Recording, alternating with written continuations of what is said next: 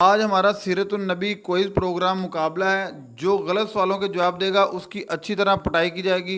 तो हर एक कैंडिडेट से तीन तीन सवाल किए जाएंगे। सवाल नंबर एक है, गज़वा उहद में किस सहाबी की कुफार पर तीर अंदाजी से रसूल सल्लम खुश हुए थे?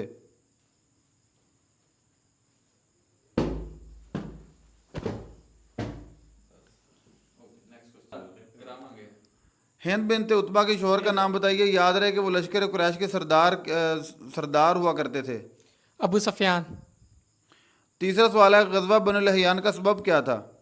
बनु लहयान ने हज़रत आसम बिन साबित और उनके साथी कुरा, जिनको बनु लहयान में इस्लामी तालीम देने के लिए भेजा गया था, उन्हें 4 हिजरी को बेर मैमूना पर कत्ल कर दिया। इसका मकसद इनका इंतकाम लेना था। जी अगला।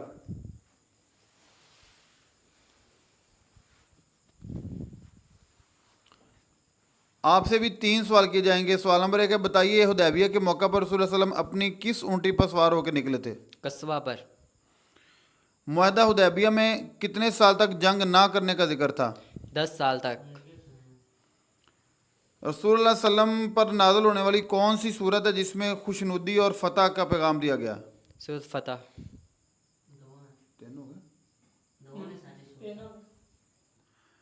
जी आपसे भी तीन सवाल किए जाएंगे। तो सवाल नंबर एक है, ग़ज़वा खैबर में गज़ा का वाफर ज़ख़ीरा किस किले से मिला था?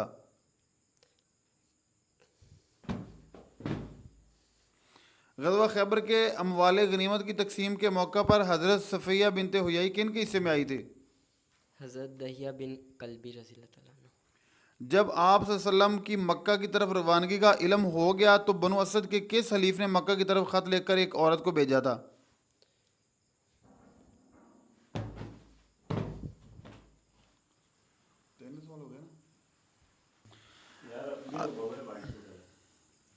थोड़ा क्यों एक कदम, हाँ बस इतने।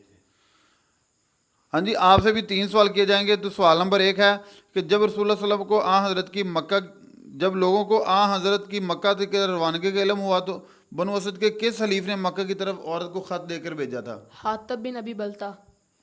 ग़ज़वा खैबर में लश्कर यहूद की तादाद कितनी थी? 10,000। ईद उल अज़हा किस इस्लामी महीने में आती है?